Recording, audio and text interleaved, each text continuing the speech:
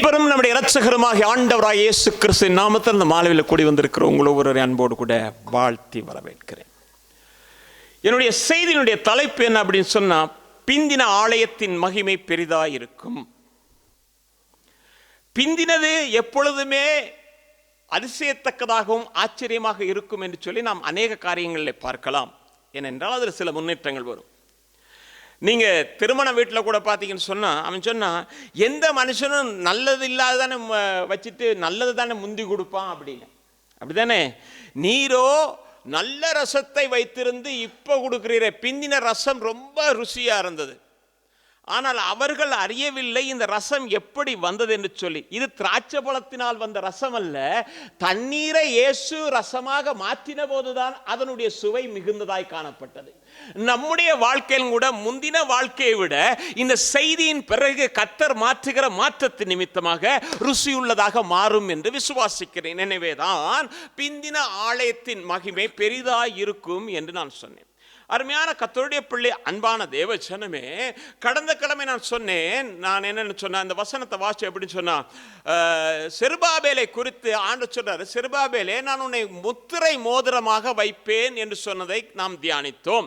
அப்படியா இருந்தா யாரை கர்த்தர் முத்திரை மோதிரமாக வைக்கிறார் என்று சொன்னால், முதலாவது அந்த கடைசி செய்தியினுடைய பகுதியில் நான் கொண்டு வந்து முடிக்கும் போது முடிச்சேன் அப்படின்னா, இளைய மகன் வீட்டுக்குள்ளே வரும் பொழுது அந்த சரியில்லாத குணங்கள் எல்லாம் வெளியில போனதுக்கு பிறகுதான் அவனை சுத்திகரித்து சுத்திகரிக்கப்பட்டவனுடைய கரத்திலே இந்த அதிகாரம் உள்ள மோதிரமானது கிடைக்கப்படுகிறது. ஒரு பாவி மனம் திரும்பி வந்து சுத்திகரிக்கப்படும் பொழுது தேவன் அவனை ஏற்றுக்கொண்டு அவனுடைய கரங்களிலே மோதிரத்தை போடுகிறார். அவன் அதிகாரம் உள்ளவனாக மாறுகிறான் என்று சொல்லி நாம் பார்த்தோம். அருமையான கர்த்தருடைய பிள்ளை, அன்பான தேவஜனமே, அப்படியா இருந்தா நாங்க சொன்னேன் அப்படின்னா, பழைய மனுஷன் ஒளிந்து புதிய மனுஷன் என்ன செய்கிறான்? உருவாகிறான் என்று சொல்லி 2 கொரிந்தியர் புத்தகத்தில் 5ஆம் அதிகாரம் 17ஆம் வசனத்தை நீங்க வாசித்து பார்த்தீங்கன்னா, அங்க போட்டிருக்கு, இப்படி இருக்க ஒருவன் கிறிஸ்துவுக்குள் இருந்தால், கிறிஸ்துவுக்குள் இருந்தால் அவன் எப்படி இருக்கிறானா? புதிய சிருஷ்டியா இருக்கிறான். பழையவைகள் எல்லாம் ஒளிந்து போகும், எல்லாம் புதிதாயிரும். இப்படிதானே போட்டிருக்கு, எல்லாம் புதிதாயிரும். நீங்க வசனம் எடுக்கிறவங்க எடுத்துங்க, பைபிளை பார்க்குறவங்க பாருங்க, இல்லாட்டி போனா யூடியூப்ல பாருங்க. ரைட்? எனது எல்லாம் புதிதாகும் என்று போடப்படுகிறது. நீங்க கொலோசியர் புத்தகத்தில் 3ஆம் அதிகாரம் 9ஆம் வசனம் வாசிங்கன்னா தெரியும். ஒரு எப்படின்னா, பழைய மனுஷனையும் அவன் செய்கைகளையும் களைந்து, அதாவது என்னன்னா, பழைய மனுஷனுடைய செய்கைகள் எல்லாம் இருக்குது, அதெல்லாம் தூக்கி வீசிட்டு புதிய மனிதனை தரித்து கொள்ளுங்கள் என்று சொல்றார். நீங்க பாத்தீங்கன்னா 10ஆம் வசனத்தை போட்டிருக்கு. எப்படின்னா, தன்னை சிருஷ்டித்தவருடைய சாயலுக்கு ஒப்பாய் பூர்ண அறிவை அடையும்படி புதிதாக்கப்பட்ட புதிய மனுஷனை தரித்துக் கொள்ளணும். எப்படி? தன்னை உருவாக்கினவர் அல்லது சிருஷ்டித்தவருடைய சாயலுக்கு ஒப்பாக மாற்றப்படும்படியாக புதிய மனுஷனை தரித்துக் கொள்ளுங்கள் என்று சொல்லப்படுகிறது. நீங்க 2 கொரிந்தியர் புத்தகத்தில் 5ஆம் அதிகாரம் 3ஆம் வசனத்தை வாசிப்பீர்களே, ஆனால் அங்க போடப்பட்டிருக்கிற வசனம், கிறிஸ்துவை தரித்துக் கொண்டவர்களாக நாம் இருப்போமானால் எப்படி காணப்பட மாட்டோம் என்று சொன்னால், நாம் நிர்வாணிகளாக காணப்பட மாட்டோம். தரித்துக் கொண்டவர்களானால் நிர்வாணிகளாக காணப்படும் என்று சொல்லப்படுகிறது. நிர்வாணிகளாக காணப்படுகிற ஒருவன் தேவனோடு கூட ஐக்கியம் வைத்துக் கொள்ளவோ, தேவனோடு கூட பேசவோ, தேவனுக்கு முன்பதாய் நிற்கவோ அவன் தன்னை தகுதிப்படுத்தினவனாய் காணப்பட மாட்டான். அவன் எங்கே ஒளிந்து கொள்ள முடியுமோ அங்கே ஒளிந்து கொள்வான். நீங்க ஆதியாகமத்தின் புத்தகத்தில் 3ஆம் அதிகாரம் 10ஆம் வசனத்தை வாசிக்கும் பொழுது, ஆதாமே ஆதாமே நீ எங்கே இருக்கிறாய் என்று ஆண்டவர் கேட்டபோது, நாங்கள் பயந்த தோட்டத்திலே ஒளிந்து கொண்டோம். ஏனென்றால் நாங்கள் நிர்வாணிகளாக காணப்பட்டோம். யார் நிர்வாணியாக்குனா? பிசாசு நிர்வாணி. நீங்க வேதத்தில் கூட பார்த்தீங்கன்னா, பிசாசு பிடித்திருக்கிற ஒருவனை அதிலிருந்து விடுதலை செய்த போது அவன் வஸ்திரம் தரித்தவனாக ஆண்டவருக்கு பக்கத்தில் உட்கார்ந்து இருந்தான். அருமையான கர்த்தருடைய பிள்ளையே, நம்மை நிர்வாணி ஆக்குகிறவன் பிசாசு, நமக்கு ஆடைகளை கொடுக்கிறவர் இயேசு. ஹல்லேலூயா. அதனால தான் தோட்டத்தில் என்ன செஞ்சார்னா, ஒரு மிருகம் அவனுக்காக அடிக்கப்பட்டது, அதனாலே ஒரு தோல், அந்த தோலினாலே அவனுக்கு உடை செய்து கொடுத்தார். இன்றைக்கு மாலையில் கூடி இருக்கிற கர்த்தருடைய பிள்ளையே, நம்மை நிர்வாணி ஆக்குறது என்று சொல்கிறது, நமக்குள்ளே பாவத்தை போட்டு அந்த பாவம் பெருகும் போது, நாம் தேவனை விட்டு தூரப்படுத்தும் போது நாம் நிர்வாணிகளாக இருப்போம். ஆனவே நாம் கிறிஸ்துவை தரித்தவர்களாக இருப்போமே ஆனால், நாம் பாவத்தை விட்டு விலகினோமானால், புது சிருஷ்டிக்கு ஏதுவானவர்களாக இருப்போமானால், நம்முடைய கரங்களிலே அந்த முத்திரை மோதிரத்தை கர்த்தர் போடுகிறார். அருமையான கர்த்தருடைய பிள்ளையே, அப்படிப்பட்டவர்கள் எப்படி இருக்க வேண்டுமானால் எபேசியருடைய புத்தகத்தில் 4ஆம் அதிகாரம் 24ஆம் வசனம் சொல்லுகிறது, மெய்யான நீதியிலும் பரிசுத்தத்திலும் தேவனுடைய சாயலாக சிருஷ்டிக்கப்பட்ட புதிய மனுஷனை தரித்துக்கொள்ளுங்க. யாரை தரிச்சுக்கணும்? எந்த மனுஷன்? நீதியிலும், மெய்யான நீதியிலும் பரிசுத்தத்திலும் தேவனுடைய சாயலாக சிருஷ்டிக்கப்பட்ட புதிய மனுஷன் என்ன செய்யுங்க? தரித்துக் கொள்ளுங்கள். அப்ப புதிய மனுஷனை நாம் தரித்துக் கொள்ளணும். அப்ப புதிய மனுஷனை நாம் தரித்துக் கொள்ளும் போதுதான் இளைய மகன் வீட்டுக்கு வந்தான். வந்துட்டு, தகப்பனே என்னை ஏற்றுக்கொள்ளுங்கள். எப்படி என்றால் ஒரு வேலைக்காரனாக ஏற்றுக்கொள்ளுங்கள் என்று சொன்னபோது, இல்ல, மரித்தவன் மறுபடியும் வந்திருக்கிறான், இவனை சுத்திகரித்து இவனுடைய கரங்களிலே மோதிரத்தை போடுங்கள் என்று சொன்னார். மெய்யான மனுஷனை அவன் தரித்துக் கொள்ளத்தக்கதான ஒரு சந்தர்ப்பம் கிடைத்தது. இன்றைக்கு மாலையில் கூடி இருக்கிற கர்த்தருடைய பிள்ளையே, நாம் எல்லாரும் உண்மையிலே நல்லவர்கள் தான். நாம் எல்லாரும் ஆண்டவர் நேசிக்கிறவர்கள் தான், ஆண்டரோடு நடக்கிறவர்கள் தான். ஆனால் எங்கோ ஒரு இடத்திலே சாத்தான் நம்மை வஞ்சித்து இன்றைக்கு ஒரு அடிமைத்தனத்திலே நம்மை வைத்திருப்பானே. ஆனால் இன்றைக்கு அந்த அடிமைத்தனத்தை கர்த்தர் சுட்டி காட்டும் போது, ஆண்டவரே, இந்த பரிசுத்தத்திலிருந்து, இந்த மெய்யான நீதியிலிருந்து நான் கொஞ்சம் விலகிட்டேன். போன கிழமை நாம் பார்க்கும் பொழுது பார்த்தோம் என்ன சொன்னா, இவைகளை அநியாயத்தை விட்டு சுத்திகரித்து கொள்ளுகிறவன் எஜமானனுக்கு உகந்த பாத்திரமாக மாறுகிறான் என்று சொல்லி சொன்னேன். அப்படியா இருந்தா இன்றைக்கு அந்த பாத்திரம் எதுன்னு சொன்னா, தேவனுடைய கரத்தில் இருக்கிற மோதிரம். அந்த மோதிரமாக மாற வேண்டுமானால் நான் புதிய சிருஷ்டி என்ன செய்யணும்? தரித்துக் கொள்ள வேண்டும். கொஞ்சம் வேகமா போறேன், எனக்கு டைம் காணாது. சரியா? அப்படியா இருந்த அருமையான கர்த்தருடைய பிள்ளை, கடந்த கிழமை வாசித்த அதே வசனத்துக்கு நேராக நம்முடைய கவனத்தில் இருப்போம். ஆகாய தீர்க்கதரிசன புத்தகத்தில் 2ஆம் அதிகாரம் 23ஆம் வசனம். சேனைகளின் கர்த்தர் சொல்லுகிறார், சேல்தியேலின் குமாரனாகிய செருபாபேல் என்னும் என் ஊழியக்காரனே, உன்னை நான் அந்நாளிலே சேர்த்துக்கொண்டு உன்னை முத்திரை மோதிரமாக வைப்பேன் என்று கர்த்தர் சொல்லுகிறார். நான் உன்னை தெரிந்து கொண்டேன் என்று சேனைகளின் கர்த்தர் உரைக்கிறார் என்று சொல் என்றார். என்னது?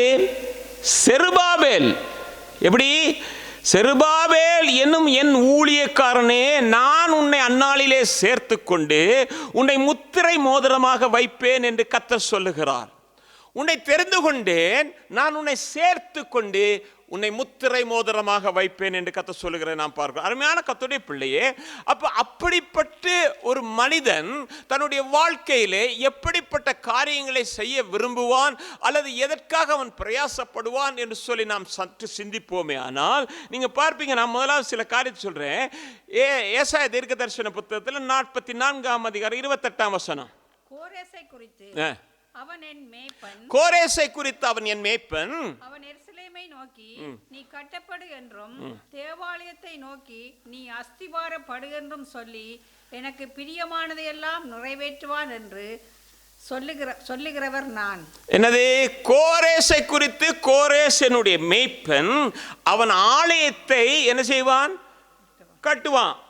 ஆலயத்தை கட்டப்படு என்று சொல்வான். கோரேஸ் ஒன்றும் ரட்சிக்கப்பட்டவன் கிடையாது, ஞானஸ்நானம் பெற்றவங்க கிடையாது. நீங்க வேதத்தில் பார்ப்பீங்கன்னா 2 நாளாகமத்தின் புத்தகத்தில் 36ஆம் அதிகாரம் 22ஆம் வசனத்தில் அங்க பாருங்க.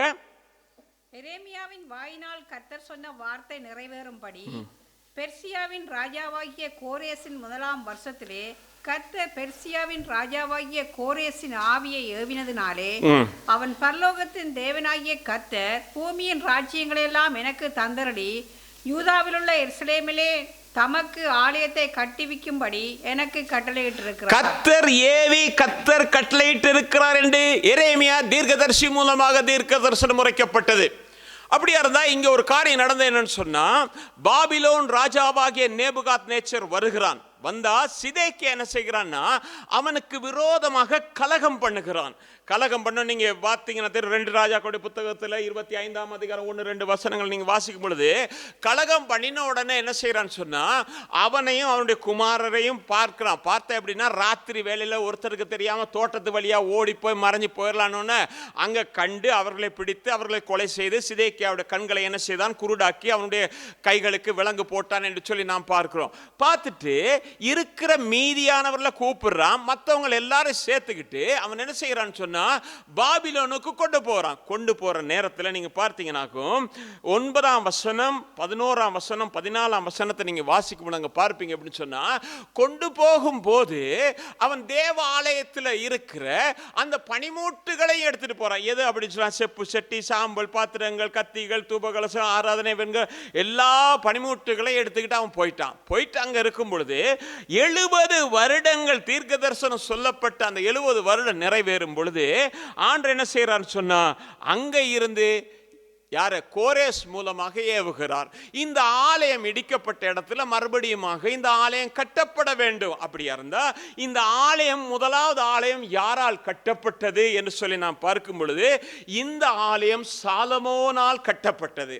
இந்த ஆலயம் சாலமோனால் கட்டப்பட்டது என்று சொல்லும் பொழுது அதற்கு முன்பதாகவும் பின்பதாகவும் இந்த சபை ஆராதனைகள் எப்படி வந்தது என்று சொல்லி சுருக்கமாக நாம் பார்ப்போம் என்று சொன்னா, யாத்ராமத்தின் புத்தகத்தில் 23ஆம் அதிகாரம் 19ஆம் வசனத்தை நீங்க முதல்ல வாசிக்கும் பொழுது அங்க பார்ப்பீங்க, விளைச்சலின் முதற் பழங்களை எல்லாத்தையும் நீங்க என்ன செய்யணும் சொன்னா தேவனுடைய ஆலயத்துக்கு கொண்டு வர வேண்டும் என்று சொல்லி மோசே சொல்றான். இன்னொரு இடத்துல சபைக்கு என்று சொல்லி அவன் சொல்லுகிறான்.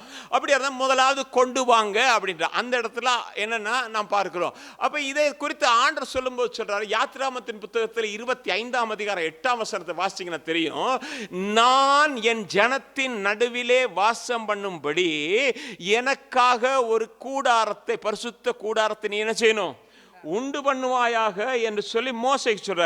அப்ப என்ன நடந்ததுன்னா ஆசரிப்பு கூடாரம் என்று ஒன்று வந்தது.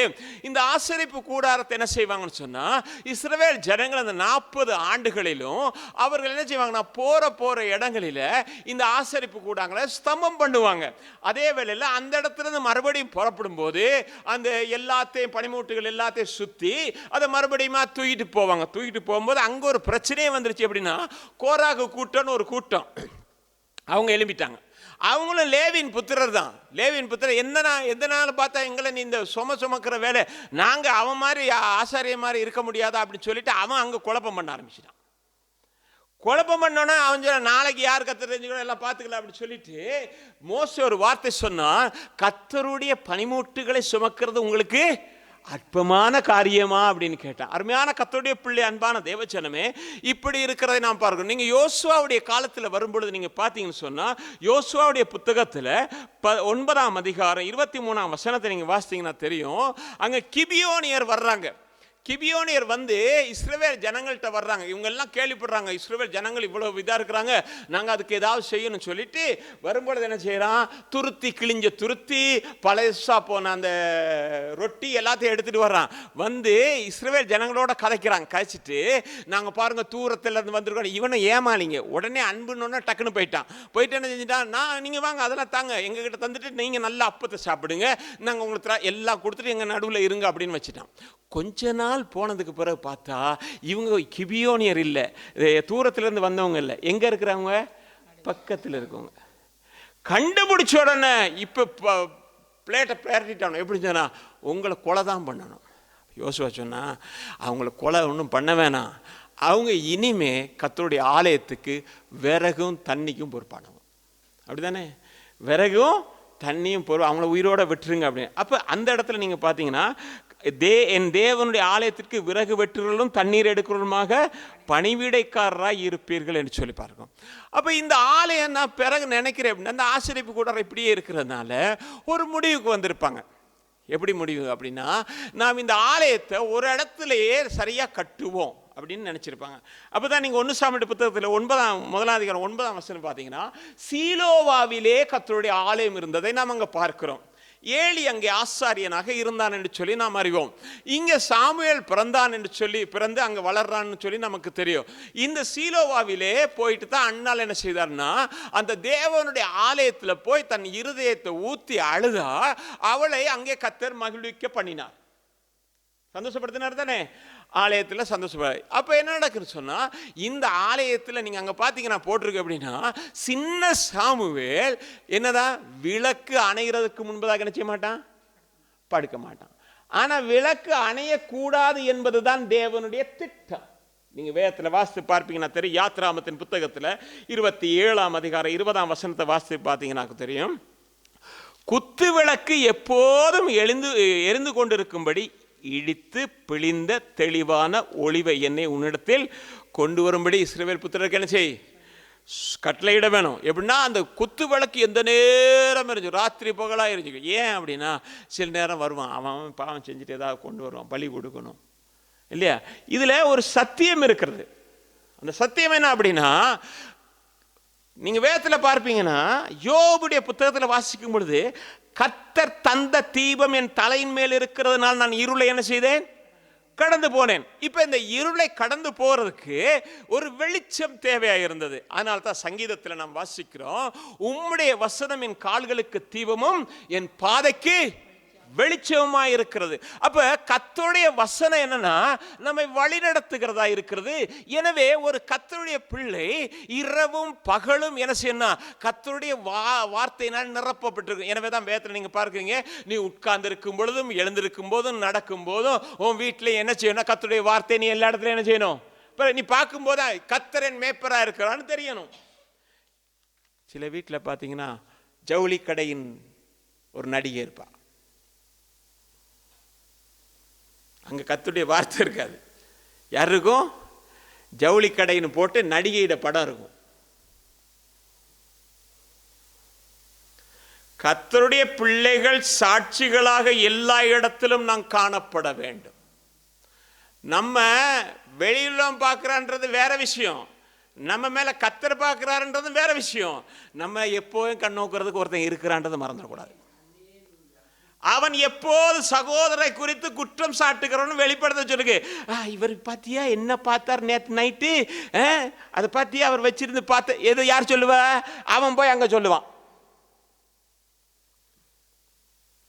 அருமையான கர்த்தருடைய பிள்ளையே, அப்ப என்னது, அது எரிந்து கொடு. கர்த்தருடைய வசனம் நமக்குள்ள அப்படியே வர வர வர வரனா அனல் கொண்டே வந்துகிட்டு இருக்கும். அந்த ரெண்டு பேரும் பேசிட்டு போறான், நம்பிக்கை இல்லாம துக்கத்தோட போறான். கர்த்தரா இயேசு கிறிஸ்து அவனோட அவங்களோட பேச பேச பேச என்ன நடக்குன்னா, எங்களுடைய இருதயம் கொழுந்து விட்டு எரியலையான்னு கேட்கிறான். அப்படிதானே? அப்ப கொழுந்து விட்டு எரியணுமா இருந்தா கர்த்தருடைய வசனம் நமக்கு தேவை. அருமையான கர்த்தருடைய பிள்ளை, அன்பான தேவச்சனமே, இந்த நிலைமையில அங்க இருந்த போது தாவீதுக்கு ஒரு ஆசை வந்தது. என்ன வந்தது அப்படின்னா, இந்த ஆலயத்தை நான் கட்டணும். தாவீதுக்கு 2 சாமுவேல் 7 அதிகாரம் 5 வசனத்தை வாசித்தீங்கன்னா தெரியும். தாவீதுக்கு ஒரு ஆசை, நான் கர்த்தருக்குன்னு ஒரு ஆலயம் கட்டணும். அவன் நல்ல மனுஷன்.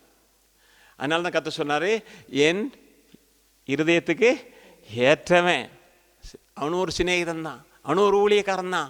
எப்படி, கர்த்தர் என்னை எங்கேருந்து எடுத்தாருன்னா, என்னை புழுதியிலேருந்து தூக்கி எடுத்துட்டாரு. எனவே நான் என்ன செய்யணும், கர்த்தருக்குன்னு ஒரு ஆலயம் கட்டி. ஏன்னா அவன் முத்திரை மோதிரமாக மாறிட்டான்.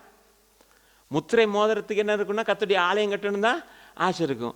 முத்திரை மோதிரம் இல்லாத ஆலயத்தை இடிக்கணும்னு ஆசை இருக்கும். அது யாரு, நேபுகாத்நேச்சரை பற்றி பேசிக்கிட்டு இருக்கேன். இது தாவீதை பற்றி பேசிக்கிட்டு இருக்கேன். 2 ராஜா தான், ஒன்று இடிக்குது ஒன்று கட்டுது. அப்போ என்னது, ஆசை வந்துருச்சு. வந்த உடனே நாத்தான்வேலை பார்த்து, இங்கே வாங்க ஐயா அப்படின்னு கூப்பிட்டான். நாத்தான்வேல் போனார். எனக்கு ஒரு ஆலயம் கட்டணும்னு ஒரு ஆசை. தாராளமாக கட்டுமே, உங்கள்கிட்ட தான் எல்லாம் சேர்த்து வச்சு. ஏன்னா வேதத்தில் பார்த்தீங்கன்னா, தாவீது ஆலயம் கட்ட சவதரித்து வைத்த பொருட்கள் வெள்ளி பொண்ணுக்குன்னு எல்லாமே வச்சிருக்கிறான். அப்படியே வேற வேறையா கர்த்தருடைய ஆலயத்துன்னு கட்டிக்கிட்டு அப்படியே கட்டுக்கிட்டா வச்சிருக்கிறான். அப்போ சொன்னா, ஒரு பிரச்சனை, நீ ராஜாவாக இருக்க, யார் எடுத்து வர போற, நீ கட்ட விட்டுட்டான். மேலே வாசிங்கன்னா தெரியும், நான் ஒன்றும் இங்கே சொல்லலை, அங்கே உள்ளதான் சொல்லிட்டு இருக்கேன். சரியா, நீர் தாராளமாக கட்டும் அப்படின்ட்டான். கட்டுன்னு சொன்ன உடனே யாருக்கு தெரியும், இல்லை தாவீதுக்கு இவங்க 2 பேரும் தெரியும். இவங்க நினைக்கல மேலே உள்ளவர் பார்த்துட்டு இருக்காருன்னு. எந்த காரியத்தை பேசினாலும் மேலே உள்ளவர் பார்த்துட்டு இருப்பாருன்னு மறந்துறாங்க. அவர் கூப்பிட்டாரு, நாத்தான் போய் மறுபடியும் சொல்லு, என்ன தெரியுமா, அவன் இதை கட்ட முடியாது. என்ன நாங்கள் பேசுகிறேன், நீங்கள் அதுதான் மல்லிகாவில் போட்டிருக்க. அப்படின்னா, பூமியிலே மனுபுத்திரர் பேசுகிறது கர்த்தர் நினைச்சா ஒட்டு கேட்குறாராம். நாம் எங்கே யார் கூட எதை பேசுகிறோமோ கொஞ்சம் கவனமாக இருக்கணும், ஏன் அதையும் கேட்பாராம். அப்போ என்னது, நீ கட்ட முடியாது. உன் கற்ப பிறப்பாகிய உன் குமாரனை என்ன செய்வான், எனக்கு ஆலயத்தை கட்டுவான் என்று சொல்லி ஆண்டவர் சொன்னார். எனவே இந்த சாலமோனை கொண்டு கர்த்தர் ஆலயத்தை கட்டுறதுக்காக தாவீது அவனுக்கு எல்லாத்தையும் கொடுத்து ஜனங்கள்கிட்ட சொல்லி ஜனங்கள்லாம் கொண்டாந்து ஆலயம் கட்டப்பட்டது என்று சொல்லி பாருங்க. இந்த ஆலயம், முதலாவது ஆலயம் எப்போ கட்டப்பட்டது அப்படின்னா, கிறிஸ்துவுக்கு முன் 957 கட்டப்பட்டு இந்த ஆலயம் இப்போ என்னன்னா இடிக்கப்பட்டது. நேபுகாத் நேச்சர் வந்து அதை இடித்தான். எப்பொழுதுனா 586 கிறிஸ்துவுக்கு முன் 586 என்ன செஞ்சானா இடிச்சான். மறுபடியுமாக 70 வருஷங்களுக்கு பிறகு இந்த ஆலயம் மறுபடியுமாக புதுப்பிக்கப்பட போகிறது, கட்டப்பட போகிறது. அது எப்போனா கிறிஸ்துவுக்கு முன் 516. இப்போ என்னன்னா அந்த ஆலயம் இடிக்கப்பட்ட போது என்ன நடக்கும்னா, ஒரு கர்த்தருடைய புள்ள கொஞ்சம் கவனத்தில் கொள்ளணும். என்னன்னு சொன்னா, ஒரு ஆலயம் இடிக்கப்பட்டாலோ, எசேக்கியாவின் நாட்களிலே ஒரு ஆலயம் மூடப்பட்டிருந்த போதும் கூட 2 இடத்துல ஒரு காரியத்தை உங்களுக்கு நினைவுபடுத்த விரும்புகிறேன். ஒரு ஆலயம் அடைக்கப்பட்டிருந்தாலோ அது இடிக்கப்பட்டாலோ அந்த இடத்துல பலி செலுத்துதல் இருக்காது, அந்த இடத்துல தூபபீடம் இருக்காது, அந்த இடத்துல தொட்டி இருக்காது, அந்த இடத்துல என்ன சமூகத்து அப்பங்கள் மாற்றப்படாது, அந்த இடத்துல ஜனங்கள் ஆராதனைக்கு வரமாட்டாங்க. ஏனென்றால் அந்த இடத்து கதவு மூடப்பட்டிருக்கு, அது இடிக்கப்பட்டிருக்குன்னா ஒருத்தர் போகல. உள்ளே என்ன இருக்கும் என்றால் இருள் மட்டும்தான் இருக்கும். கர்த்தருடைய குத்து விளக்கு அங்க அணைஞ்சு போயிருக்கும். அப்படி இருக்கும்போது இருள் இருக்கிற இடத்துல என்னன்னா பள்ளி, பூரா, ஓனா, பாம்பு எல்லாமே என்ன செய்ய உள்ள செவுத்த பார்த்தா செலந்தி வர தொங்கும். ஏன்? அங்க ஒண்ணுமே நடக்கலையே. எனவே இந்த ஆலயம் நாம தான் தேவனுடைய ஆலயம் என்று கடைசியில் சொல்ற தேவனுடைய ஆலயம் என்று சொல்லி பார்க்கிறோம். இந்த ஆலயம் எப்போது பிரகாசிக்கணுமா இருந்தா இந்த ஆலயத்தில் எப்போது குத்து விளக்கு எரியணும், தூபப்பீடம் எரியணும், சமூக தப்பங்கள் மாற்றி வைக்கப்படணும், தேவனோடு கூட நடக்கிற ஒரு நல்ல அனுபவம் இருக்கணும். அப்படியா இருந்தா இப்ப என்ன நடக்குன்னு சொன்னா, கோரேஸ் வந்து என்ன செய்கிறான்னா, ஆண்டவர் அவனை ஏவினபடியினாலே ஒரு கூட்டத்தை முதலாவது அனுப்புறான். நீங்க போங்க, போயிட்டு ஆலயத்தை கட்டுறதுக்காக காரியங்களை செய்யுங்கள் என்று சொல்லி அனுப்பும்போது அதற்கு தலைமை தாங்கி வந்தவன் தான் செருபாபேல். இந்த செருபாபேலோடு கூட ஒரு 50,000 பேர் சேர்ந்து வர்றான். 50,000 பேர். இவன் முத்திரை மோதிரமாச்சே, இவனுக்குள்ள இருந்து அப்படியே துடிச்சுக்கிட்டு கர்த்தருடைய ஆலயத்தை கட்ட, கர்த்தருடைய ஆலயத்தை. ஆனா இவன் எங்க பிறந்தவன்னா பாபிலோன்ல பிறந்தவன். இவனுக்கு ஆலயத்தை பற்றி தெரியாது. சாலமோன் கட்டின ஆலயத்தை பற்றி தெரியாது, ஒண்ணுமே தெரியாது. ஆனாலும் அவனுக்குள்ள இருந்து ஒரே வாஞ்ச, எப்படியாவது ஆண்டவருக்கு ஒரு ஆலயத்தை கட்டணும். அடிமைப்பட்ட தேசத்திலிருந்து புறப்படும் போது அதோடு கூட வர்றான். வந்து அங்க இருக்கவங்க கூட சொல்றான், நாம ஆலயத்தை கட்டுவோமா, ஆலயத்தை கட்டுவோம். அப்ப அந்த ஜனங்கள் நல்ல ஆட்கள் என்ன சொன்னாங்க? ஆகாய் தீர்க்கதரிசன புத்தகம் 1ஆம் அதிகாரம் 2ஆம் வசனம். இந்த ஜனங்கள் கர்த்தருடைய ஆலயத்தை கட்டுகிறதற்கு ஏற்ற காலம் இன்னும் வரவில்லை என்கிறார்கள் என்று சேனைகளின் கர்த்தர் சொல்லுகிறார். என்னதான் கர்த்தருடைய ஆலயத்தை கட்டுவோம் அப்படின்னு சொன்னா என்ன சொல்லிட்டாங்க? இப்ப இல்லைங்க, அதுக்கு இன்னும் டைம் இருக்கு. இப்ப இல்ல, அதுக்கு இன்னும் டைம் இருக்கு. இப்போ ஒப்பு கொடுத்து ஞானஸ்நாடுங்க, இப்ப மனம் திரும்புங்க, இப்ப பாவத்தை விட்டுருங்க, இயேசு சீக்கிரத்தில் வர போறாரு. இன்னும் டைம் இருக்குங்க. இப்ப என்னங்க அவசரம்? ஒரு 70 வந்ததுக்கு பிறகு தண்ணியில இறங்கி ஏறிட்டு திருப்பி அப்புறம் ஒரு 5 வருஷம் தான் போயிரு. நீ 5 வருஷம் இருப்பான்னு யார் சொன்னது?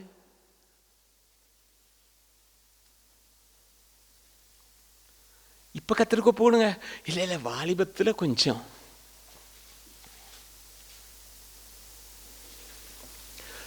ஏன்னா கர்த்தருடைய ஆலயம் கட்டப்படக்கூடாது, நீ ஆவியில வளரக்கூடாது, ஆண்டருக்குள்ள நடக்கக்கூடாது அப்படின்றதுக்காக என்ன சொல்லுவான்?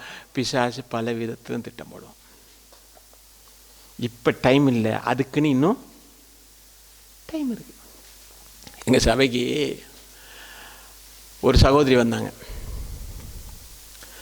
அந்த சகோதரி ஒரு அதாவது ஆஃபீஸ் பீரோவுக்கு போனாங்க. போனால் இங்கே வந்த ஒருத்தர் தான் சந்திச்சு, நீ இன்னும் போறியா சபைக்கு அப்படின்னு கேட்டாரான். இன்னும் சபைக்கு நான் போகிறேன் அப்படின்னு. போகாத, என்ன செய்யாத, போகாத. அவன் கொழும்பான். எப்படி? அவன் கொழும்பான், அவங்கிட்ட நீ போகாத. இப்படி இருக்கு. எப்படிதான் என்கிட்ட பிரைஸ்லோடு போட்டு என்னை பற்றி அள்ளி விற்கிறது இருக்கு, இருக்குது, இது எல்லாம் இருக்குது, எல்லாம் தெரியும். ஆனால் நீங்கள் இல்லை. நான் சொல்கிறேன் ஒரு கதைக்கு. அது சொன்னிச்சான், எங்கள் பாஸ்டர் யாருன்னு எனக்கு தெரியும், உன் வேலையை பார்த்து நீ போகணும். எங்கள் பாஸ்டர் யாருன்னு அப்படிப்பட்ட விசுவாசி வாழ்ந்துருக்கு நம்ம சபையில். தோத்திரம். பாஸ்டர் அவர் எங்களுக்கு நல்லா தெரியும். அவர் நீங்கள் அப்படி சொல்ல மாட்டீங்க தானே? தோத்திரம். ஏன் நீ போனா சத்தியத்தில் வளர்ந்துருவ, சத்தியத்தில் வளர்ந்தா கத்தருக்கு நிற்ப, கத்தருக்கு நிற்கும் போது அநேகர் உன்ன இடத்துல வருவார்கள், ஜீவனுள்ள வார்த்தையை நீ மற்றவர்கள் சொல்லுவ. எனவே நீ அங்கே போய் வளரக்கூடாது, தேவனுடைய ஆலயம் கட்டப்படக்கூடாது. நீ ஆவியில கட்டப்படும் பொழுது உன்னுடைய ஆலயம் கட்டப்படுகிறதை பிசாசு ஒரு நாள் விரும்புகிறது இல்லை. என்னதான் சத்தியங்களை சொல்லும் பொழுது சில நேரம் பிசாசு சொல்லுவா, அதுக்கெல்லாம் செவி கொடுக்காது அப்படின்னு. நீ பாத்தியா அந்த சபையில, இந்த சபையில, வெள்ளக்காரன் சபையில, அங்க இருக்கிற சபையில, இங்க சபை, எந்த சபை, இந்த சத்தியமெல்லாம் நீ ஏற்றுக்கொள்ளக்கூடிய காலம் அல்ல அப்படின்றான்.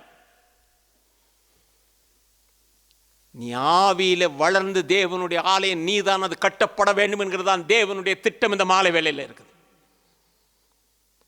ஆனா இவங்க இப்படி சொன்னாங்க. இவங்க வாழ்க்கை எப்படி இருந்ததுன்னு கொஞ்சம் பார்ப்பீங்கன்னா, ஆகாய தீர்க்கதரிசன புத்தகத்துல 1ஆம் அதிகாரம் 6 வசனத்தை வாசிங்க. நீங்கள் திரளாய் விதைத்தும் கொஞ்சமாய் அறுத்து கொண்டு வருகிறீர்கள். நீங்கள் புசித்தும் திருப்தியாகவில்லை, குடித்தும் பரிபூரணம் அடையவில்லை. நீங்கள் வஸ்திரம் உடுத்தியும் ஒருவனுக்கும் குளிர் விடவில்லை. கூலியை சம்பாதிக்கிறவன் பொத்தலான பையிலே போடுகிறவனாய் அதை சம்பாதிக்கிறான். உங்கள் வழிகளை இல்ல 9ஆம் வசனம். அதிகமாய் வருமென்று நீங்கள் எதிர்பார்த்திருந்தும் இதோ கொஞ்சம் கிடைத்தது. நீங்கள் அறுத்து வீட்டுக்கு கொண்டு வந்தோம். நான் அதை ஊதி போடுகிறேன். எது நிமித்தம் என்றால் என் வீடு பாழாய் கிடக்கும் போது நீங்கள் எல்லாரும் அவனவன் தன் வீட்டுக்கு ஓடி போகிறீர்களே, இது நிமித்தமே என்று சேனைகளின் கர்த்தர் சொல்லுகிறார். வாசிங்க தொடர்ந்து. ஆதலால் உங்கள் மேல் இருக்கிற வானம் பனியை பெய்யாமலும் பூமி பலனை கொடாமலும் போயிற்று.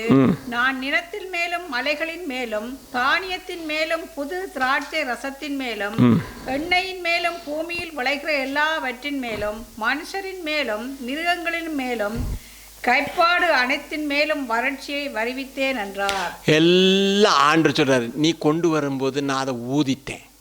ஊதினோன்னு அது பறந்து போச்சு. அப்புறம் நீ எதிர்பார்த்துருக்கும் போது வறட்சி. இஸ்ரவேல் ஜனங்கள் வாழ்க்கையில் இவ்வளவு பிரச்சனை இருக்குது. ஆனால் அவங்க என்ன சொன்னாங்கன்னா, அடிமைப்பட்டு வந்த தேசத்தில் இருந்து இந்த செருபாபேல் அங்கேருந்து வரும்போது சுத்திகரிக்கப்பட்டு கர்த்தருடைய மோதிரமாக வர்றான்.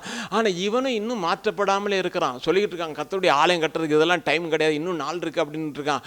அப்போ இந்த செருபாபேலுடைய வாழ்க்கையில் ஒரு சோர்வு வரும் இல்லையா? என்னடா நம்ம இப்படி கர்த்தருக்குன்னு செய்யும்போது கர்த்தரோட கூட இருக்கிற ஜனங்கள் ஒரு 50,000 பேர் என்கிட்ட வந்தால் ஒரு 5,000 பேராது என் கூட சேர்ந்து என்ன செய்யக்கூடாது, ஆலயத்தை கட்ட முன் வரக்கூடாது. இவன் இப்படி சுமந்துக்கிட்டே இருக்கிறான். ஆனால் இந்த நேரத்தில் ஆகாய் தீர்க்கதரிசி என்ன செய்யறான்? அவனை எப்படி போட்டிருக்குன்னா, கர்த்தருடைய தூதனாகிய ஆகாய் கர்த்தர் கொடுத்த தூதை அங்கே கொடுத்து சொல்கிறான், நீங்கள் இந்த நாளில் போயிட்டு மரங்களை வெட்டி, மலைகள் மேல் ஏறி மரங்களை வெட்டி ஆலயத்தை என்ன செய்யுங்க, கட்டுங்க. அப்பொழுது கர்த்தர் உங்கள் மேல் பிரியமாக இருப்பார், கர்த்தர் உங்களோடு இருப்பார். அப்போ சரின்ட்டு இப்போ எல்லாரும் ஒருமனப்பட்டு ரெடி ஆகணுன்னு செருபாபேலுக்கு சரியான சந்தோஷம். என்னன்னு சொன்னால், இப்போ நம்ம ஆலயத்தை தீவிரமாக கட்டலாம் அப்படின்னு. தீவிரமாக கட்டலான்னு சொல்லி இவன் நினச்சா, இந்த சமாரியர் கொஞ்சம் பேர் வர்றான், வந்து சொல்கிறான், நாங்களும் உங்களோடு சேர்ந்து ஆலயத்தை கட்டணும் அப்படின்னு. ஆனால் செருபாபேலுக்கு அதை ஏற்றுக்கொள்ள முடியாது. ஏன்னா இவங்களுடைய வழிபாடுகள், இவங்களுடைய காரியங்கள் எல்லாம் வித்தியாசம். எனவே கர்த்தருடைய ஆலயத்தை கட்டுறதுக்கு இணைக்க முடியாதே அப்படின்றதுக்காக இவன் தடை பண்ணுறான். தடை பண்ணால் இவர்கள் எல்லாரும் என்ன, பெர்சியாவின் ராஜா கிட்ட போய் அவங்களுக்கு அரண்மனையில் கொஞ்சம் சப்போர்ட் இருந்தது. எனவே அங்கே போயிட்டு என்ன செய்கிறாங்க, காரியங்கள்லாம் சொல்லி அப்படியெல்லாம் இருக்கும்போது 16 வருடங்கள் கர்த்தருடைய வேலை தாமதித்தது. 16 வருடங்கள் கர்த்தருடைய வேலை தாமதித்த பிறகு மறுபடியும் ஆண்டவர் யாரை சந்திக்கிறார்னு சொன்னா, செருபாபேலை சந்திக்கிறார். எப்படி சந்திக்கிறார்னு சொன்னா, நீ சோர்ந்து போயிருக்கிற, நீ பலனற்று போயிருக்கிற, நான் உனக்கு சொல்லுகிறேன், பர்வதமே நீ எம்மாத்திரம் செருபாபேலுக்கு முன்பதாக சமபூமியாவாய். வாசிங்க அந்த வசனம். சகரியா 4:7. பெரிய பர்வதமே நீ எம்மாத்திரம் செருபாபேலுக்கு முன்பாக நீ சமபூமியாவாய். தலைக்கல்லை அவன் கொண்டு வருவான், அதற்கு கிருபை உண்டாவதாக என்று ஆர்ப்பரிப்பார்கள் என்றார். கிருபை உண்டாவதாக என்று நீ இன்றைக்கு தேவனுக்காக ஒரு தீர்மானம் பண்ணி காரியங்களை எடுக்கும் போது உனக்கு முன்பதாக பிசாசு கொண்டு வந்திருக்கிற எந்த தடையாய் இருந்தாலும் அது சமபூமியாகும் என்று சொல்லுகிறேன். அது தகர்த்தெறிக்கப்படும். அது நீ செய்ய வேண்டியதில்லை, கர்த்தரே அதை செய்வார். எரிகோவின் மதில்களை உடைக்கத்தக்கதான ஒரு வல்லமை உள்ள தேவன் இன்றைக்கு மாலை வெல்லும் உன்னோடும் என்னோடும் கூட இருக்கிறார் என்பதை மறந்து விடாதே. பெரிய பர்வதம் என்னது? கர்த்தருடைய ஆலயத்தை கட்ட முடியாது. இன்றைக்கு நீ ஆலயத்தை கட்ட முடியாத படிக்க பிசாசு பல விதத்திலும் போராடலாம். ஆனா நான் உனக்கு சொல்றேன், கர்த்தருடைய ஊழியக்காரராக இருக்கிற உங்களுக்கு முன்பதாக எதுவும் நிற்க முடியாது, சமபூமியாகும். 6ஆம் வசனம் வாசிங்க. அப்பொழுது அவர் செருபாபேலுக்கு சொல்லப்படுகிற கர்த்தருடைய வார்த்தை என்னவென்றால், பலத்தினாலும் அல்ல பராக்கிரமத்தினாலும் அல்ல, என்னுடைய ஆவியினாலே ஆகும் என்று சேனைகளின் கர்த்தர் சொல்லுகிறார். இந்த பர்வதெல்லாம் எப்படி போகும்? பலத்தினாலும் அல்ல பராக்கிரமத்தினாலும் அல்ல, என்னுடைய ஆவியினாலே. கர்த்தர் செய்வாரு. அருமையான கர்த்தருடைய பிள்ளை, அன்பான தேவச்சனமே, இன்றைக்கு ஒருவேளை உனக்கு முன்பதாக பெரிய பர்வதங்கள் இருக்கலாம். உன்னுடைய வாழ்க்கையின் முன்னேற்றத்திற்கு, உன்னுடைய பிள்ளையினுடைய வாழ்க்கையின் முன்னேற்றத்திற்கு, உன்னுடைய தொழிலுக்கு விரோதமாக பெரிய பர்வதங்கள் இருக்கலாம். நீ முத்திரை மோதிரமாக மாற்றப்பட்டால் இந்த பர்வதங்களை நிர்மூலமாக்க தேவ ஆவியானவர் இன்றைக்கு உண்மையுள்ளவராக இருக்கிறார். பெரிய பர்வதமே, நீ எம்மாத்திரம்? செருபாபேலுக்கு முன்பதாக நீ சமபூமியாவாய். ஐயோ, பிசாசு எவ்வளவு பெரிய, பிசாசை விட நம்ம ஆண்டவர் பெரியவராக இருக்க.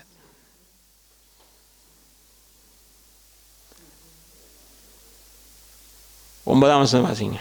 9:10. செருபாபேலின் கைகள் இந்த ஆலயத்துக்கு அஸ்திபாரம் போட்டது, அவன் கைகளே இதை முடித்து தீர்க்கும். அதனால் சேனைகளின் கர்த்தர் என்னை உங்களிடத்துக்கு அனுப்பினார் என்று அறிவாய். கொஞ்சம், செருபாபேலுடைய கைகளே ஆலயத்துக்கு அஸ்திபாரம் போட்டது, அந்த கைகளே இதை கட்டி தீர்க்கும். எவ்வளவு பெரியது தெரியுமா? சோர்ந்து போய் இருக்கிறவனுக்கு ஆண்டவர் சொல்றாரு, என் பலத்தினால உன்னை நிற்பாட்டுவேன், நீ தொடங்கின வேலையை நான் முடிப்பேன். ஹல்லேலூயா. அதை உன்னை கொண்டே முடிப்பேன். இன்னைக்கு தேவ பிள்ளையே, உன்னுடைய வாழ்க்கையிலும் எத்தனையோ காரியங்கள் தொடக்கப்பட்டிருக்கிறது. அது முடியலன்னு நீ நினைக்காத, கர்த்தர் அதை முடிப்பார், அதை நிறைவேற்றுவார். நிறைவேற்றும் பொழுது அநேக கண்களுக்கு ஆச்சரியமா இருக்கும். ஆனால் என்ன தெரியுமா ஆண்டவர் பார்த்தாரு? செருபாபேல் இவ்வளவு தூரம் வந்து எனக்காக செய்கிறானே என்று சொல்லி சந்தோஷப்படாமல் செருபாபேலுடைய கையில் இருக்கிற தூக்கு நூலை கர்த்தர் பார்க்கிறார். வாசிங்க அந்த 10ஆம் வசனத்தை. அற்பமான ஆரம்பத்தின் நாளை யார் அசட்டை பண்ணலாம்? பூமி எங்கும் சுற்றி பார்க்கிறவைகளாகிய கர்த்தருடைய 7 கண்களும் செருபாபேலின் கையில் இருக்கிற தூக்கு நூலை சந்தோஷமாய் பார்க்கிறது என்றார். என்னதான் கர்த்தர் எதை பார்க்கிற சந்தோஷமா? தூக்கு நூல். செருபாபேல் நல்ல அழகா இருக்கிறான், உயரமா இருக்கிறான். செருபாபேலுக்குள்ள ஒரு ஆவி இருக்குது. அந்த ஆவி தான் அவனை ஏவி இந்த காரியத்தை எல்லாம் செய்கிறாரு. அவனுக்குள்ள வாஞ்சவர் இருக்குது. இப்போ என்னன்னா, அந்த கல்லுகள் வைக்கும்போது ஒரு தூக்கு நூலை பிடிக்கிறான். எல்லாம் சரியாக நேராக இருக்கா தள்ளுறான். நேராக இல்லாட்டி என்ன செய்யணும்? கொஞ்சம் தள்ளணும், இல்லாட்டி கோணி மண்ணில் வந்துடும், அப்புறம் சாய்ந்த கோபுரமாக மாறிடும் இல்லையா? ஏன்னா ஒழுங்காக வைக்கணும். வச்சுட்டு வர்றான். கர்த்தர் பார்க்குறாரு, ஒழுங்கின்படி கட்டுகிறான். கர்த்தருடைய பிள்ளைகள் ஒழுங்கின்படி தான் தேவனுடைய ஆலயத்தை கட்டணும். அந்த ஒழுங்கு எங்கே தெரியுமா? தன்னை சிருஷ்டித்தவருடைய சாயல். கிறிஸ்து தாங்க அந்த தூக்கு நூல். கிறிஸ்துவை வச்சுத்தாங்க இதை கட்டணும். கிறிஸ்து தாங்க இதை கட்டுறதுக்கு உதவி செய்யணும்னு நினச்சிக்கிட்டு கட்டுங்க, கர்த்தர் சந்தோஷமாக பார்ப்பார். அருமையான கர்த்தருடைய பிள்ளை, அன்பான தேவச்சனமே, அப்படியே இருந்தா ஆலயம் கட்டுறது சரி. ஆலயம் எதுக்காக கட்டப்படணும்னு கொஞ்சம் நாம் பார்ப்போம். அந்த ஆலயம் கட்டப்பட்ட விதத்தில் இது நம்ம வாழ்க்கையை மாற்றப்படணும்னு வாஞ்சிப்போம். கர்த்தர் நிச்சயமாக உதவி செய்வார். வாசிங்க ஒரு வசனத்தை அப்போஸ்தலர்களுடைய புத்தகத்தில் 3ஆம் அதிகாரம் 1ஆம் வசனம் வாசிங்க. ஜெப வேலை ஜெப வேளையாகிய 9ஆம் மணி நேரத்திலே பேதுருவும் யோவானும் தேவாலயத்துக்கு போனார்கள். என்னது ஜெப நேரத்தில் எங்கே போயிட்டாங்க? நாங்கள் சுவிசேஷம் சொல்ல போகிறோம்.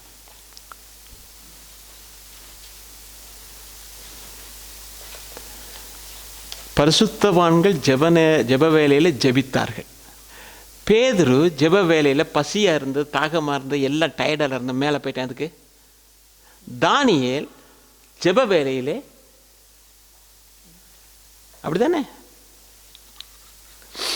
ஜெப வேலையிலே ஜெபிக்கிற ஒரு அனுபவம். இப்போ பேதுரும் யோவானும் பார்த்தாங்க, சரி நம்ம போயிட்டு வருவோம், இப்போ டைம் ஆயிடுச்சு, எங்கே போகணும்? ஜெபிக்கிறதுக்கு போகணும். எங்கே போகிறாங்க அப்படின்னா தேவாலயம். அப்போ தேவாலயம் எதுக்காக இருக்கிறது என்றால் ஜெபிக்கிறதுக்கு இருக்குது. இது ஒரு தேவாலயம் தான். எது நம்ம கூடியிருக்கிற தேவாலயம் தான். கட்டிடத்துக்குள்ளே நம்ம ஆராய்ச்சிடுவோம். ஆனால் இது தேவனுடைய, நீங்களே ஜீவனுள்ள தேவனுடைய ஆலயமாக. அப்போ இதில் என்ன இருக்குன்னா ஜெபம் எப்பொழுதும் இருக்கணும்.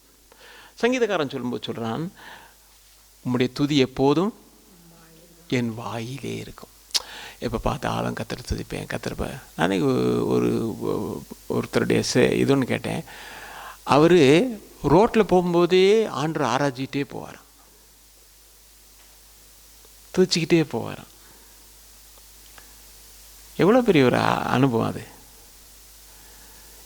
ஆண்டவரே ஸ்தோத்திரம் ஐயா, ஸ்தோத்திரம் ஸ்தோத்திரம். ஏன்னா அவர் அப்படிப்பட்ட நிலையிலேருந்து ரட்சிக்கப்பட்டுட்டேன் அப்படின்றாக்க துதிச்சிக்கிட்டே போவாராம். நம்ம வாழ்க்கையிலும் கர்த்தரை எப்போதும் துதிக்கிறவர்களாக இருக்கணும். கர்த்தருக்கு நேரம் ஒதுக்குறவர்களாக இருக்கணும்.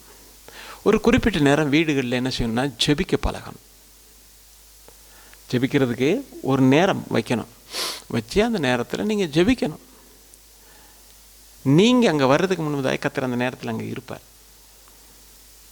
அந்த நேரத்தில் கர்த்தர் எதை வச்சு சொல்கிறேன் அப்படின்னு சொன்னால், மோசைக்கு சொன்னார் ஆண்டவர், அதிகாலையில் நீ ஆயத்தமாக இங்கே வா, நீ வந்த பிறகு நான் வரேன்னு சொன்னாரா? நீ ஒரு வேளை லேட் ஆனாலும் பஸ்ஸுக்கு லேட் ஆயிரும் வந்துடுவேன்னு சொன்னாரா? நீ வர்றதுக்கு முன்னே நாங்கள் இருப்பேன். ஜெபத்துக்குன்னு நீங்கள் ஒரு நேரத்தை ஒதுக்குனா கர்த்தர் அந்த இடத்துல இருப்பார். ஏன்னா உங்கள் கூட பேசுறதுக்கு அவர் ஆசை. தேடி வர்றாரு. மத்தியான வேலையிலே தோட்டத்துக்கு வர்றாரு. எதுக்காக? பேசுறதுக்காக வர்றாரு. நமக்கு அந்த நேரம் வேறு எந்த காரியங்களும் வைக்காங்க. ஒரு குறிப்பிட்ட நேரத்தை வைங்க. 7லேருந்து 8, 8லேருந்து 9, 5லேருந்து 6, எப்பயோ சாப்பிட்டு முடிச்சாச்சா அன்றைக்கி ஜெபம் பண்ணு. காலையில் கொஞ்சம் எழுந்து ஜெபிச்சு பழகுங்க. ஏன்னா கடைசி நாட்களில் இருக்கிறீங்க. ஆண்டு சொன்னார், சோதனைக்கு உட்படாமல் இருக்கிறதுக்கு என்ன செஞ்சுக்க, ஜெபிச்சுக்க அப்படின்னாரு. நல்ல ஜெபம் பண்ணுங்க. ஜெபிக்க ஜெபிக்க ஜெபிக்க ஜெபிக்க ஜெபிக்க ஜெபிக்க உங்கள் மனமும் புத்தம் புதிதாக மாறும், உங்கள் வாழ்க்கையும் மாறும், அபிஷேகம் நிறையும். அபிஷேகம் நிறையும் போது ஆண்டு இருக்கட்டும். அப்போ என்ன நடக்குது? 2 பேரும் போகிறான். போனால் ஒருத்தன் வாசலில் உட்காந்துருக்கான். யாரு? ஒரு சப்பானி உட்காந்து முடவன் உட்காந்துருக்கான். இப்போ அவனுக்கு என்ன செஞ்சாங்க, இந்த ஜெபாவில நிறைஞ்சிருக்கனால இந்த ஜெபத்தை அவனுக்குள்ளே போட்டாங்க. அப்படிதானே? எங்களை நோக்கிப்பார். என்ன கடந்து போச்சு? பரிசுத்தாவியானுடைய வல்லமை. மூடி ஃபேக்ட்ரிக்கு போகும்போது ட்ரெயினில் போகும்போதெல்லாம் அங்கங்கெல்லாம் பரிசுத்தாவி நிறைய, அந்த கண்களில் பார்க்கும்போது பரிசுத்தாவி நிறையாங்களாம். ஜீல் மூடி. அப்போ பரிசுத்தாவியானவர் ஆட்கொள்கிறார். ஆட்கொண்டவுடன் அவன் எழும்புறான். எழும்புனா அவன் எங்கே வந்துட்டான் தெரியுமா? எங்கே வந்தான்? தேவ ஆலயத்துக்குள்ளே வந்துட்டான். குதிக்கிறான். நிற்காதேப்பா, நில்லுப்பா, இல்லை துள்ளுறான், குதிக்கிறான் குதிக்கிறான் துதிக்கிறான் தேவனை. ஜெபம் பண்ணுங்க, கொஞ்சம் வல்லமையா ஜெபம் பண்ணுங்க, சத்தம் போட்டு ஜெபம் பண்ணுங்க. இன்னும் எலும்பல. எலும்புனா உடனே அவனால இருக்க முடியல, தாங்க முடியல. உடனே கர்த்தரை மகிமைப்படுத்துகிறான், துதிக்கிறான். தேவனுடைய ஆலயம் ஜெப வீடாக மாறினது அவனுக்கு. அப்ப ஜெப வீடாக மாறும் பொழுது அங்கே நடக்கிற அற்புதம் என்ன அப்படின்னா, ஏசாயா தீர்க்கதரிசன புத்தகத்தில் 56ஆம் அதிகாரம் 7ஆம் வசனத்தை வாசிக்கும் பொழுது அங்க பார்க்கிறோம், நான் என் பரிசுத்த பர்வதத்துக்கு கொண்டு வந்து என் ஜெப வீட்டிலே அவர்களை மகிழ பண்ணுவேன். அவர்களுடைய சர்வாங்க தகனங்களும் அவர்களுடைய பலிகளும் என் பலிபீடத்தின் மேல் அங்கீகரிக்கப்பட்டிருக்கும். என்னதான்? ஜெப வீட்டில நான் உன்னை மகிழ பண்ணுவேன். கர்த்தருடைய ஆலயத்தில் ஜெபிக்கிற ஒண்ணு. போராட்டங்கள், பிரச்சனைகள், நிந்தைகள், அவமானங்கள், வேதனைகள், வியாதிகள், தேவைகள் என்று பல கோணத்தில் உங்களை நெருக்குகிற நேரத்தில் யாரும் 4 பேர் வாங்க சேர்ந்து ஜெபிக்கணும், ஜெபிக்காதபடிக்கு அது ஜெபிக்கிறது நல்லது. ஆனால் ஒரு இடத்துல போய் உன் அறையை பூட்டி அந்த ரங்கத்தில் இருக்கிற பிதாவை நோக்கி நீ வேண்டுதல் செய்ய, நீ ஜெபிக்க ஜெபிக்க ஜெபிக்க ஜெபிக்க நீ வெளியில வரும்போது அற்புதம் நடக்கும். வெளியரங்கமாக உனக்கு அப்படித்தானே ஆண்டவர் சொன்னாரு. மகிழ பொண்ணுன்னா எப்படி தெரியுமா? வேதனையோட, துக்கத்தோட, கண்ணீரோட அழுதுகிட்டு இருக்கும்போது நல்ல ஆவியில நிறைஞ்சு ஜெபிச்சீங்கன்னா பிரச்சனை அங்க இருக்கலாம், போராட்டம் அங்க இருக்கலாம், உள்ளத்துல சமாதானம் இருக்கும், சந்தோஷம் இருக்கும், ஒரு விடுதலை இருக்கும், வெற்றி இருக்கும், கர்த்தருக்குள்ள மகிழ்வீங்க. அப்பதான் நீங்க என்ன சொல்லுவீங்க தெரியுமா? அத்தி மரம் துளிர் விடாம போனேன்னா, திராட்சை செடி என்னதான் இருந்தாலும் நான் கர்த்தருக்குள்ள மகிழ்வேன். கர்த்தருக்குள்ள மகிழும் பொழுது எனக்குள்ள ஒரு மகிழ்ச்சி வரும். இருக்கா வேதத்தில் அப்படி வசனம்? இல்லாட்டி போனால் பரவாயில்ல, அடுத்த பைபிள் எழுதிக்குவோம். பார்க்குற பார்வையை பார்த்தா அப்படிதான் இருக்குது. அப்போ அருமையான கர்த்தருடைய பிள்ளையே, கர்த்தருடைய வீடு ஜெப வீடு. ரட்சிக்கப்பட்டேன் ஞானஸ்நானம் இல்லை, எந்த நேரத்திலும் ஸ்தோத்திரம் பண்ணி பழகுங்க, ஜெபிச்சு பழகுங்க. அதுக்காக சாப்பிடக்கூடாது, உடுத்தக்கூடாது, போகக்கூடாது, வரக்கூடாது, யாருக்கு இல்லை.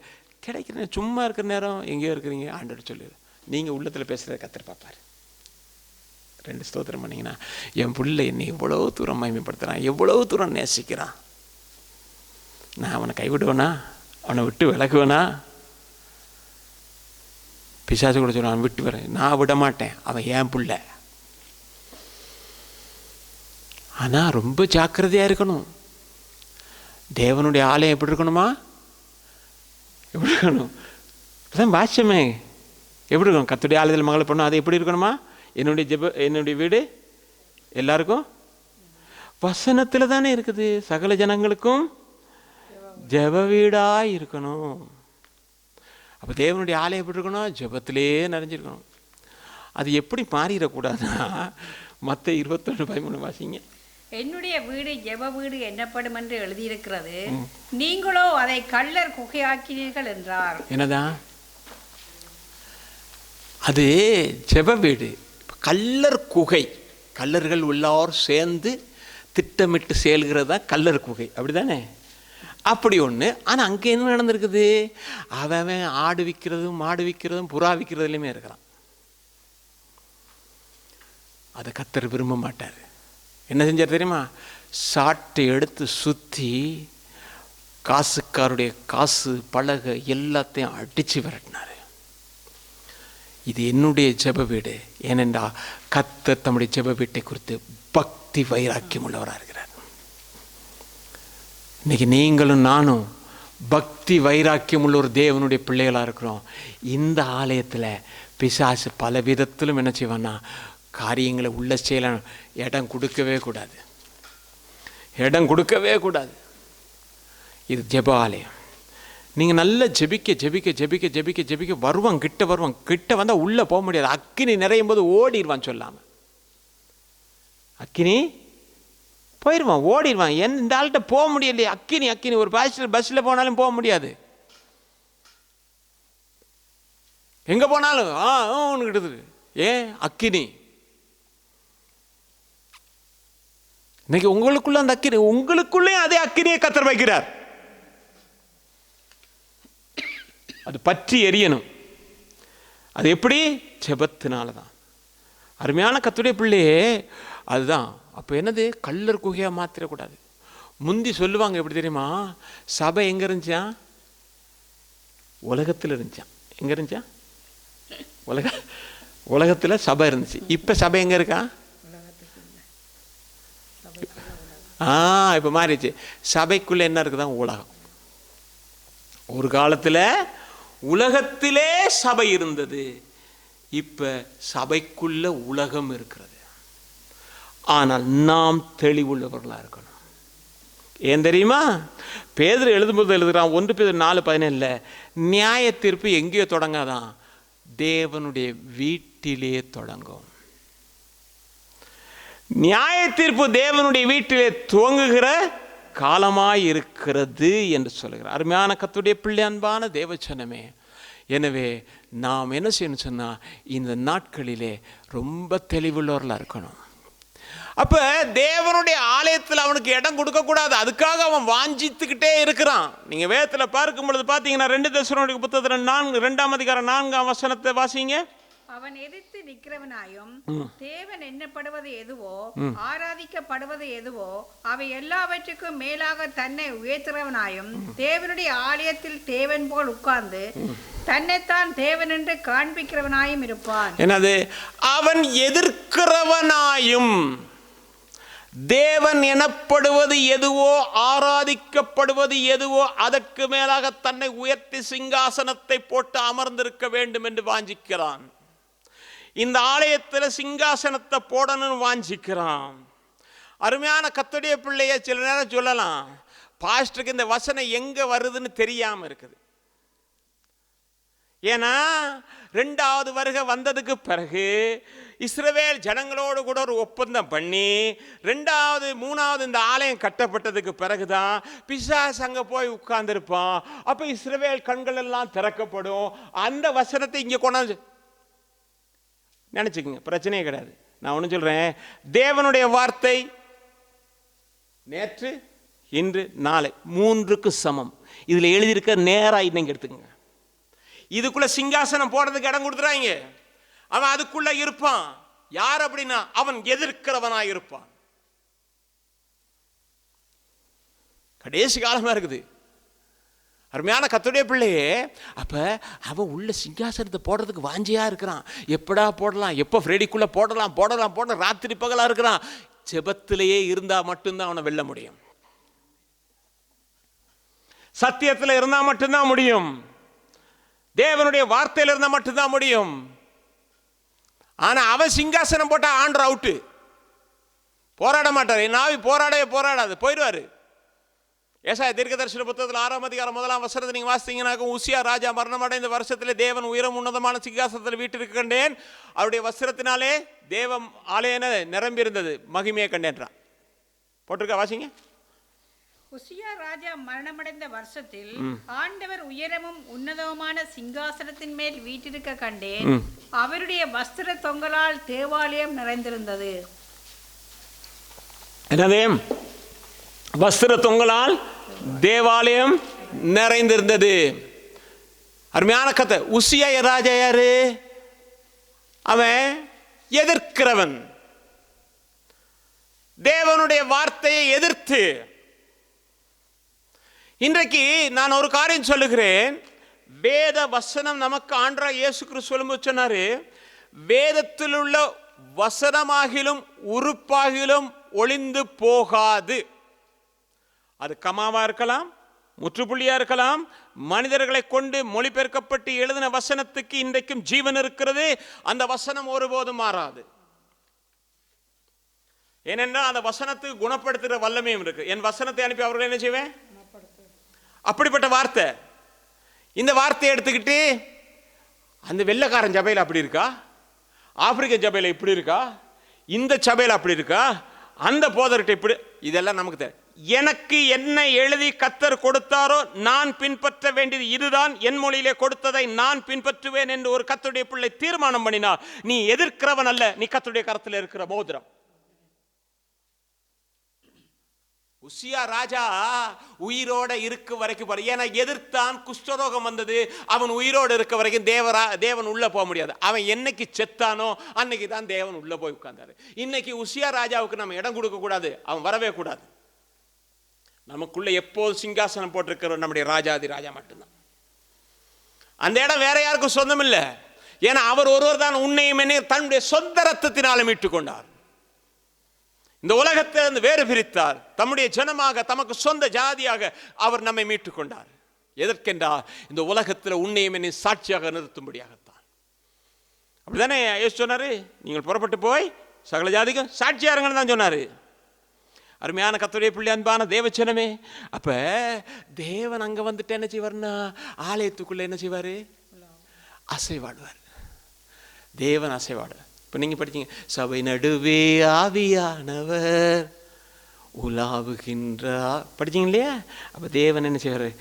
ஆவி. இதுக்குள்ள ஆவியானவர் அசைவாட ஆரம்பிப்பார். அசைவாட ஆரம்பிப்பார். நீங்கள் வேதத்தில் பார்த்தீங்கன்னா வெளிப்படுத்துகிற 1:13-20 டக்குனு வேகம் வாசிங்க முடிப்போம். 7 குத்துவிளக்குகளின் மத்தியிலே நிலையங்கி தரித்து மார்பருகே பொற்கச்சை கட்டியிருந்த மனுஷகுமாரனுக்கு ஒப்பானவரை கண்டேன். என் வலது கரத்தில் நீ கண்ட 7 நட்சத்திரங்களின் ரகசியத்தையும் 7 பொன் குத்துவிளக்குகளின் ரகசியத்தையும் எழுது. அந்த 7 நட்சத்திரங்களும் 7 சபைகளின் தூதர்களாம். நீ கண்ட 7 குத்துவிளக்குகளும் 7 சபைகளாம். என்னது யோவானுக்கு சொல்றாரு, 7 குத்து விளக்குகள் மத்தியிலே நிலையங்கி தரித்திருக்கிற ஒருவரை காண்கிறேன் என்று சொல்லுகிறார். அது யார் அப்படின்னா ஆண்டவராகிய இயேசு கிறிஸ்து. எங்கே இருக்கிறார் என்றால் அந்த குத்து விளக்குகளின் மத்தியில் இருக்கிறார். எப்படி இருக்கிறார் என்றால் உலாவிக் கொண்டிருக்கிறார். அந்த குத்து விளக்குகள் எதை குறிக்கிறது என்றால் அந்த 7 குத்து விளக்குகளும் 7 பொன் குத்து விளக்குகளும் 7 சபைகளாம் என்று யோவான் சொல்லுகிறார். தேவ பிள்ளையே, கர்த்தர் உனக்குள்ள ஜீவனுள்ள தேவனுடைய ஆலயமாக நீ மாற்றப்பட. நீங்க வாசிக்க 1 கொரிந்தியர் புத்தகத்தில் 3ஆம் அதிகாரம் 16-17 வாசிங்க வேகமா. நீங்கள் தேவனுடைய ஆலயமா இருக்கிறீர்கள் என்றும் தேவனுடைய ஆவி உங்களில் வாசமா இருக்கிறார் என்றும் அறியாதிருக்கிறீர்களா? ஒருவன் தேவனுடைய ஆலயத்தை கெடுத்தால் அவனை தேவன் கெடுப்பார். தேவனுடைய ஆலயம் பரிசுத்தமா இருக்கிறது, நீங்களே அந்த ஆலயம். நீங்களே அந்த ஆலயம். தேவனுடைய ஆலயம் பரிசுத்தமா பாதுகாக்கப்படணும். தேவனுடைய ஆலயத்தை கெடுக்க கூடாது. நம்ம வாசிக்கிறோம். முதல்ல பார்த்தா அப்படி கெடுக்கப்பட்ட சிங்காசனத்தை உள்ள போட்டுருவான். எதிர்க்கிறவனா இருந்தா சிங்காசனத்தை உள்ள போட்டுருவான். அப்ப தேவனுடைய ஆவியானவர் அசைவாடும் பொழுது அங்க என்ன நடக்கிறதுனா அற்புதங்கள் நடக்கிறது. எப்படிப்பட்ட அற்புதம்னா சிறை கதவுகள் உடைக்கப்படும். பவுலும் சீலாவும் ஜெபித்த போது தேவன் அங்கே அசைவாட ஆரம்பித்தார். சிறை கதவுகள் உடைக்கப்பட்டது. அருமையான கர்த்தருடைய பிள்ளையே, எப்படிப்பட்ட வியாதியா இருந்தாலும் கூட 18 வருஷமாக சுமந்திருந்த அந்த வியாதியை கூட என் ஆண்டவர் ஒரே நிமிஷத்துல சுகமாக்கினார். தேவனுடைய ஆலயத்தில் நடந்த அற்புதம். அருமையான கர்த்தருடைய பிள்ளை, அன்பான தேவச்சனமே, நீங்க ஜெபிக்க ஆரம்பிக்கும் போது, நீங்க நல்ல கர்த்தரை துதிக்கும் போது, நீங்க அனல் கொண்டு இருக்கும் போது உங்களுக்குள்ள தீர்க்க தரிசன வரங்களை கர்த்தர் கொடுப்பார். சுகமளிக்கிற வரத்தை கொடுப்பார். வியாதிகளை இல்லாமலாக்கத்தக்கதான வரத்தை கொடுப்பாரு. அதே வேளை அறிவை உணர்த்துகிற வரத்தை கொடுப்பார். வரத்தை தேடி நீங்க எங்கேயும் போதில்லை, உங்களுக்குள்ள இருந்த அந்த கிரியை கர்த்தர் செய்ய ஆரம்பிப்பார். நீங்க போகிற இடத்துல ஜனங்கள் என்ன செய்வாங்கன்னு சொன்னா, வாங்க வந்து எங்களுக்கு ஒரு ஜெபம் பண்ணிட்டு போங்க.